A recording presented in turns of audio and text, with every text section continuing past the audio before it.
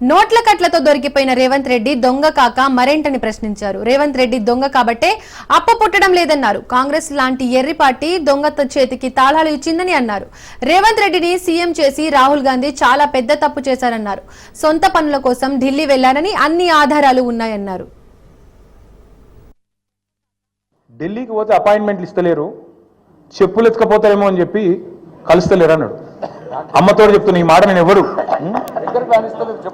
చెప్పులు ఎత్తుకపోతారట. అరే చెప్పులు ఎత్తుకపోయే వాళ్ళు వేరే పార్టీలు ఉన్నారు ఇక్కడ, అది వాళ్ళ కథ వేరు. చెప్పులు ఎత్తుకపోవడం నాకు అర్థం కాదు. ఢిల్లీకి పోతే అపాయింట్మెంట్లు ఇస్తలేరు, ఎవరు ఇస్తలేరు? రాహుల్ గాంధీ ఇస్తలేడు. వరే కరెక్టే, నీకు ఇయ్యరు కూడా.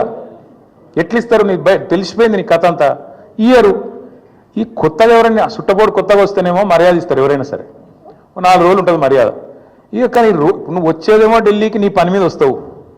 మీ మూటలు మోసుకపోయేందుకు 42-43 సార్లు పోతుంది ఇప్పటికీ. అందులోనట ఈయన ఎకానమీ క్లాస్లో పోతుండట. బా ఫోటోలు మొత్తం బయట పెడతాం, ప్రైవేట్ ఫ్లైట్లు, బిజినెస్ క్లాసులు, మీ ట్రిప్పులు మొత్తం ఫోటోలు బయట పెడతాం. సోషల్ మీడియాలో ఇప్పటికీ జరుగుతున్నాయి, మళ్ళీ పెడతాం. అరే గింత అన్యాయం మాటలు మాట్లాడతారు. 43 సార్లు ఢిల్లీకి పోతివి, 43 పైసలు లేకపోతివి. ఏముంటుంది ఇజ్జత్ నీకు ఢిల్లీ మార్కెట్లో? వీడు ఊకొత్తడిపోతాడు, ఎందుకు ఇవ్వాలి మీకు అపాయింట్మెంట్? ఇస్తలేరు, ఏం చేయాలి మరి? నువ్వు మూటలు మోసేందుకు వస్తున్నావు ఢిల్లీకి, రాహుల్ గాంధీకి మూటలు ఇస్తేందుకు వస్తున్నావు. మొదలు మర్యాద ఉంటుంది, ఇక ఆఖరికి దొంగలెక్కనే చూస్తారు.